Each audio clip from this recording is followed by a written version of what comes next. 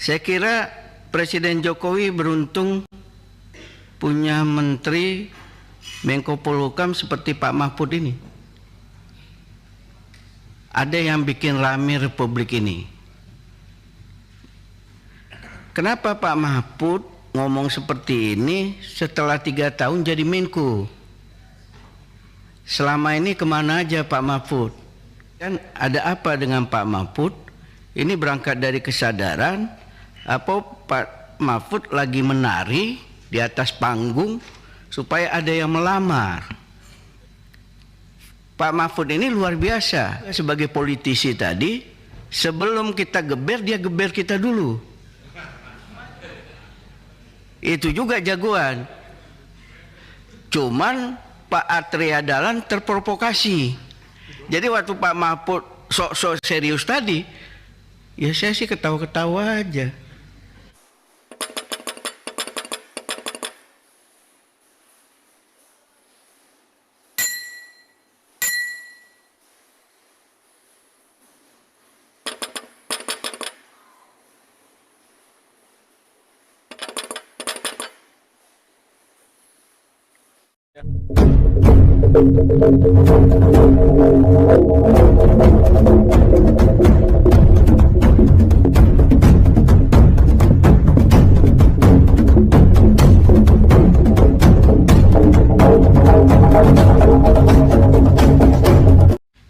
Terima kasih Saudara Pimpinan,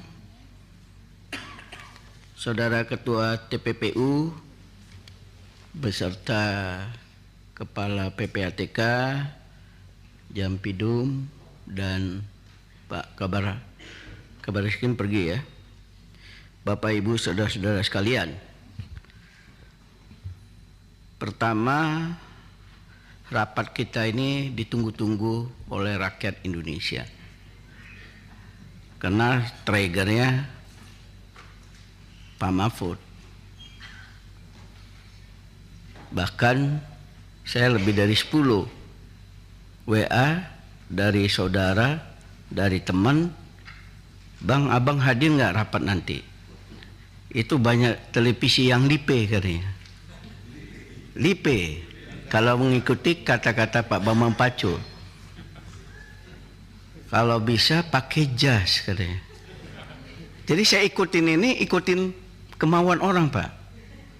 Walaupun jas sekarang kena corona sekali pakai harus laundry.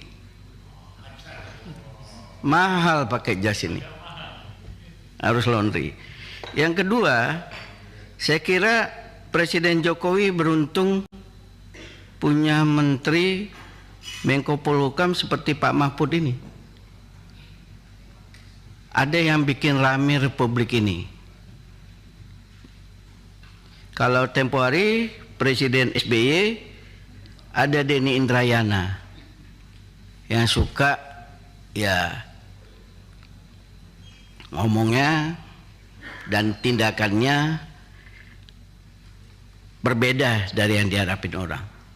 Tapi justru itu yang membuat kelihatannya ada keseriusan dari Presiden SBY untuk menegakkan hukum. Keseriusan. Hasilnya walau alam. Nah, hanya saja yang dipertanyakan orang, kenapa Pak Mahfud ngomong seperti ini setelah 3 tahun jadi Menko? Selama ini kemana aja Pak Mahfud? Termasuk pada saat yang paling krusial, RUU KPK yang dianggap nadi dari pemberantasan korupsi.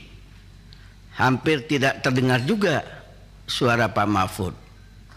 Jadi sehingga tidak salah juga Pak Mahfud, orang menyampaikan ada apa dengan Pak Mahfud? Ini berangkat dari kesadaran apa Pak Mahfud lagi menari di atas panggung supaya ada yang melamar. Melamarlah.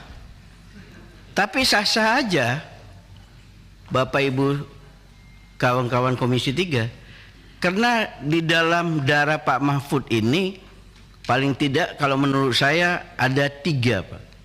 Akademisi, aktivis, dan politisi. Pak Mahfud ini luar biasa. Waktu melobi kita mau jadi mau jadi anggota MK, dia ngasih buku yang ditulis oleh Pak Mahfud. Saya kira Pak Beni, Pak Suding juga yang ada waktu itu ya pasti terima buku dari Pak Mahfud. Dan Pak Mahfud juga luar biasa juga sebagai politisi tadi. Sebelum kita geber, dia geber kita dulu. Itu juga jagoan. Cuman Pak Atria Dahlan terprovokasi. Terprovokasi padahal itu gaya orang politik. Itu gaya orang politik. Jadi waktu Pak Mahfud sok-sok serius tadi, ya saya sih ketawa-ketawa aja. Ini belum lagi gaya Maduraan. Udah politisi, orang Madura.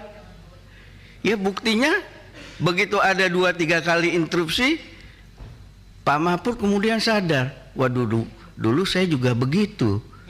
Waktu tempat duduknya di tempat duduk Pak Suding itu kan suka di situ dulu Pak Mahfud duduknya. Situ Pak Mahfud paling suka di situ. Iya kan, betul kan Pak Suding? Paling suka di situ. Jadi dia juga sadar mungkin, wah dulu juga saya begitu tuh. Kalau ngejar-ngejar. Jadi kita anggap itu bagian dari upaya kita sama-sama untuk menegakkan kebenaran. Yang kedua, saya juga masuk itu pengantar Pak Mahfud, Bapak Ibu anggota Komisi 3. Kedua, bagi saya 9 tahun itu lama sekali itu. Ya, akumulasinya lama sekali. Kalau saya pelajari Pak Mahfud di dalam Perpres nomor 2 ini, di pasal 8 ini ada nih bea cukai pajak nih di sini ya. Dan di pasal sebelumnya, pasal 6-nya disampaikan bahwa minimal setahun sekali harus rapat. Nah, ini sepanjang perjalanan itu apakah nggak ada rapat, apakah tidak ada komunikasi, termasuk oleh Ketua PPATK, karena kalau kita lihat kan sekretaris merangkap anggota ini kepala PPATK. Artinya dalam sebuah organisasi sekretaris itu orang kedua. Nah tentu saja kepala PPATK menurut hemat saya punya kemampuan untuk berkomunikasi formal dan informal kepada instansi-instansi ini, termasuk yang ramai dibicarakan di Kemenku, pajak dan bea cukai. Nah, sebenarnya selama ini terjadi, walaupun kita tahu Pak Ivan ini kalau nggak salah kepala PPATK kelima Pak ya. Setelah Pak Yunus Husin ya, yang pertama kali, baru Pak yang kelima lah Pak Ivan ini. Bagaimana sebenarnya selama ini respon mereka? Kalau membuat LHH itu kan memang tupoksinya PPATK, dan ini kan juga baru hasil analisis, belum merupakan bisa dikategorikan sebagai sebuah tindak pidana menurut saya Pak, hasil analisis. Karena itulah Bapak sampaikan ke pajak, sampaikan bea cukai supaya mereka tindak lanjuti. Keempat, saya tidak mempersoalkan 349, Ibu Sri Mulyani ngomong 3,2, tadi 3,35. Bagi rakyat, Pak Mahfud, Pak Ivan, ini goalnya mau kemana? Ya, target dari Pak Mahfud sebagai ketua TPPU ini apa untuk kepentingan negara?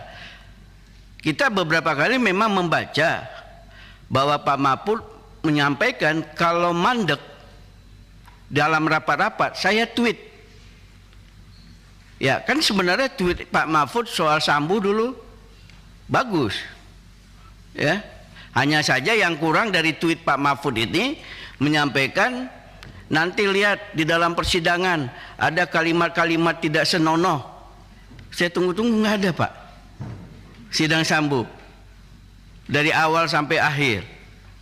Yang anak-anak nggak boleh dengar katanya. Tapi apa yang dilakukan oleh Pak Mahfud menjaga itu saya kira ya berhasil, semuanya dapat sanksi hukum yang cukup berat dan masyarakat memberikan tepuk tangan terhadap penegakan hukum di pemerintahan Presiden Jokowi. Karena selama ini titik lemah itu dianggap di bidang penegakan hukum.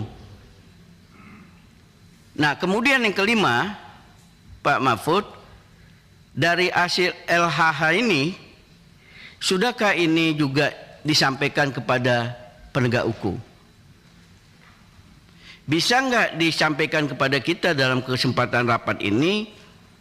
Apakah itu sudah ke kejaksaan, kepolisian, atau KPK? Ya.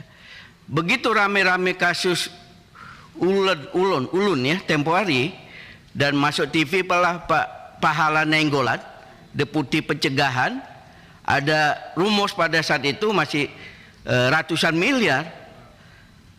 Kemudian Pak Pahala menyampaikan, kita belum ada laporan tuh, dia bilang, angka-angka itu. Nah, ini seperti apa Pak? Karena penegakan hukum itu yang paling penting ada menyelamatkan keuangan negara melalui siapapun itu. Apakah pihak swasta yang Bapak sinyalir tadi, ya, ataukah ASN? Prediksi Pak Mahfud dari angka-angka ini, kalau saya tidak seperti Pak Mulfahri, mana yang benar Pak Mahfud atau Ibu Sri Mulyani, hanya mereka sama Tuhan yang tahu mana yang benar. Walaupun Pak Mahfud ada PPATK, tapi PPATK juga kan manusia. Jadi itu Pak, bagi saya yang paling penting, supaya kita tahu ada potensi keuangan negara yang bisa diselamatkan. Terakhir, kelima, Pak Mahfud juga kalau ini punya potensi tindak pidana, pastilah punya ya, korupsi atau apa. Ini menjadi concern kita mungkin ke depan, menjaga uang atau barang hasil sitaan. Saya mendengar Mahkamah Agung akan membuat SEMA untuk ini. Nah, mungkin Pak Mahfud sebagai Menko Polhukam bisa juga menindaklanjutin, karena saya kira misalnya KPK menyita, kepolisian menyita, kejaksaan menyita, menunggu ingkrah sekian tahun. Mobil aja yang tadinya 500 juta kalau 5 tahun udah anjlok itu. Rumah udah rusak. Nah, selain undang-undang yang penting yang Pak Mahfud bilang tadi, pembatasan uang dan perampasan aset, perlu dipikirkan Pak, soal barang sitaan. Ya, saya kira besar sekali itu barang sitaan itu. Dan kita melihat selama ini seringkali barang sitaan itu disalahgunakan oleh aparat penegak hukum.